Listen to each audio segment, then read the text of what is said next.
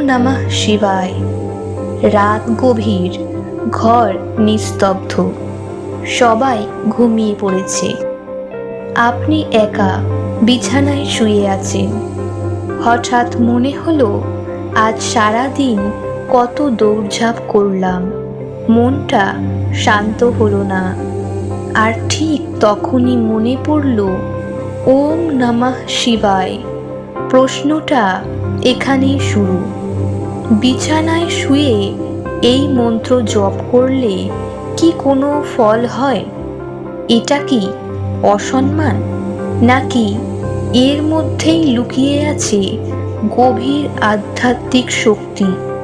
আজ আমরা সেই রহস্যের দরজা খুলব।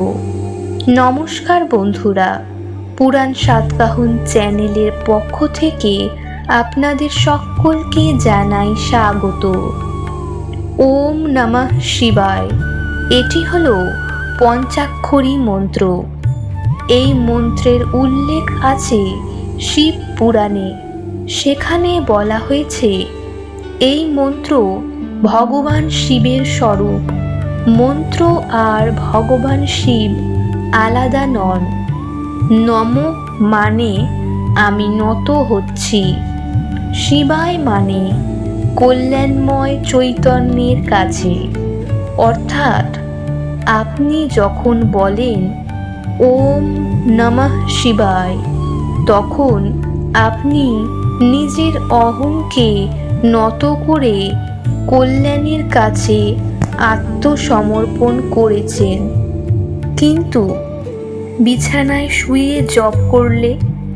অনেকে বলেন, মন্ত্র জপ মানে সোজা হয়ে বসে নিয়ম মেনে তা করতে হয়।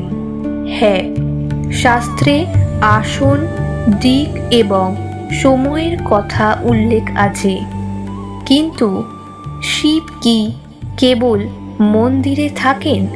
না, তিনি শ্মশানে থাকেন, পাহাড়ে থাকেন, ভক্তের অন্তরে থাকেন। ভগবান শিবকে বলা হয় ভোলেনাথ, যিনি ভক্তির সরলতাকে নিয়মের উপরে স্থান দেন। শাস্ত্র কি বলে? লিঙ্গ পুরাণে বলা হয়েছে, যে কোনো অবস্থায়, যে কোনো স্থানে যদি হৃদয় সত্য হয়, তাহলে শিবনাম জপ পবিত্র। আর স্কন্দ পুরাণে বলা হয়েছে, কলিযুগে নাম স্মরণই সবচেয়ে সহজ মুক্তির পথ। অর্থাৎ আপনি যদি ক্লান্ত শরীরে বিছানায় শুয়ে মন থেকে বলেন ওম নমঃ শিবায়, তবে তা কখনোই বৃথা যায় না।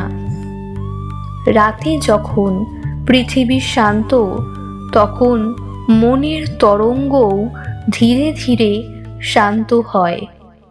এই সময়ে জপ করলে অবচেতন মন দ্রুত গ্রহণ করে দিনের ক্লান্তি কমায়, মানসিক চাপ কমে, ঘুম গভীর হয়। অনেক সাধক বলেন, ঘুমের আগে ভগবান শিবের নাম জপ করলে স্বপ্নও নির্মল হয়। এটা শুধু আধ্যাত্মিক না, মানসিকও। যখন আপনি ঘুমের আগে একটানা একই মন্ত্র বলেন, মস্তিষ্কের ভেতরে চিন্তার অস্থিরতা কমে। মন্ত্রের পুনরাবৃত্তি মানে একটি নির্দিষ্ট শব্দ তরঙ্গ। এই তরঙ্গ ধীরে ধীরে মস্তিষ্ককে প্রশান্তির দিকে নিয়ে যায়।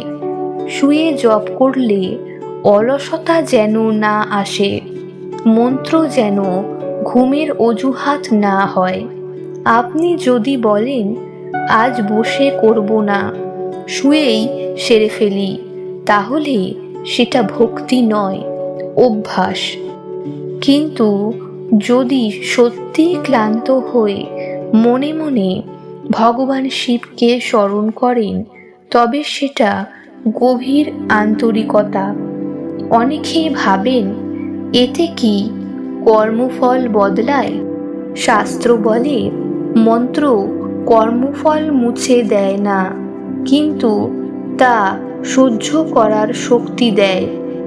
ভগবান শিবের নাম মানে অন্তরের বিষ ধীরে ধীরে নীল হয়ে যাওয়া। যেমন সমুদ্র মন্থনে মহাদেব বিষ পান করেছিলেন, তেমনি আপনি যখন কষ্টে শিবনাম জপ করেন তখন মন বিষ ধারণ করার শক্তি খুঁজে পায়। ঘুমের আগে যা ভাবেন তা অবচেতন মনে গভীর ছাপ ফেলে। যদি রাগ নিয়ে ঘুমান তবে রাগ বাড়ে, যদি ভয় নিয়ে ঘুমান তবে ভয় গভীর হয়। কিন্তু যদি ওম নমঃ শিবায় এই মন্ত্রটি নিয়ে ঘুমান, মন ধীরে ধীরে নির্ভীক হয়। তাহলে কি শুয়েই সবসময় জপ করা উচিত?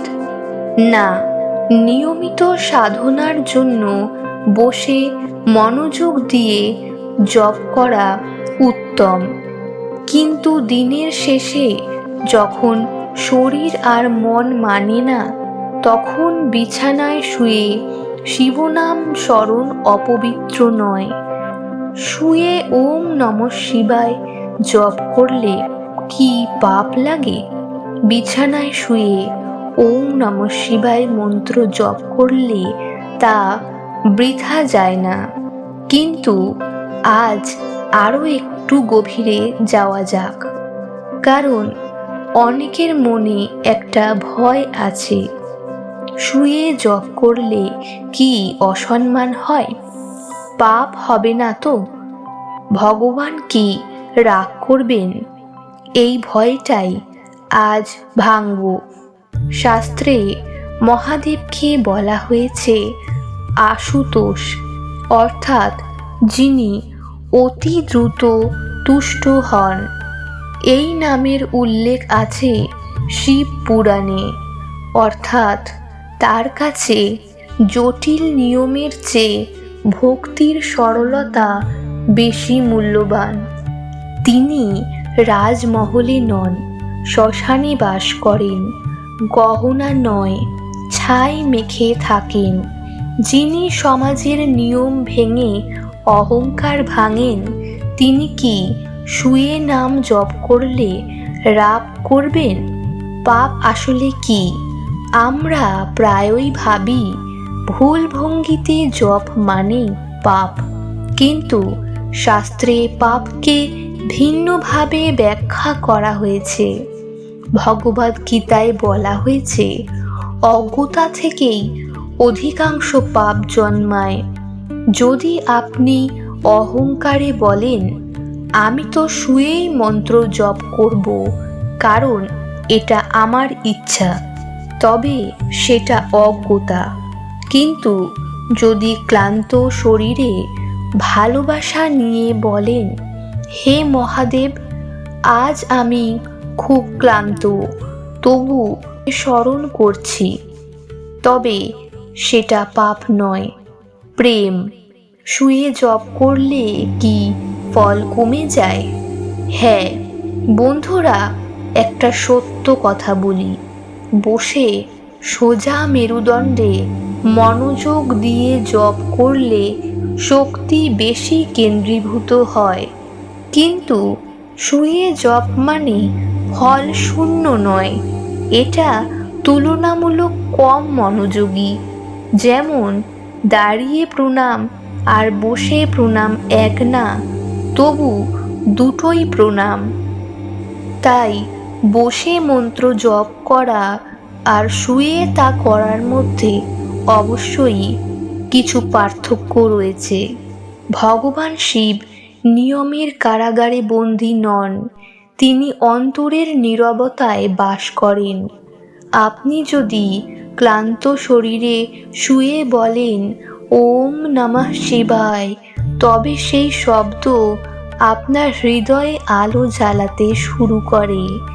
একটা প্রশ্ন নিজেকে করুন, দিনের শেষে আপনি কাকে স্মরণ করেন? টাকা, অপমান, অপূর্ণ ইচ্ছে, নাকি ভগবান শিব? কলিযুগে নামই আশ্রয়, নামই নৌকা, যে নৌকা ভবসিন্ধু পার করবে। ভগবান শিব কেবল কৈলাসে নন, তিনি আছেন আপনার প্রতিটি নিঃশ্বাসে, আপনার হৃদস্পন্দনে। আপনাদের যদি এই আধ্যাত্মিক আলোচনা হৃদয় স্পর্শ করে থাকে, তাহলে চ্যানেলটিকে সাবস্ক্রাইব করে আমাদের সঙ্গেই থাকুন। মহাদেবের কৃপা আপনার জীবনে নীরব শক্তি হয়ে থাকুক, আপনার পরিবার শান্তিতে থাকুক, আপনার অন্তর কল্যাণে ভরে উঠুক। হর হর মহাদেব।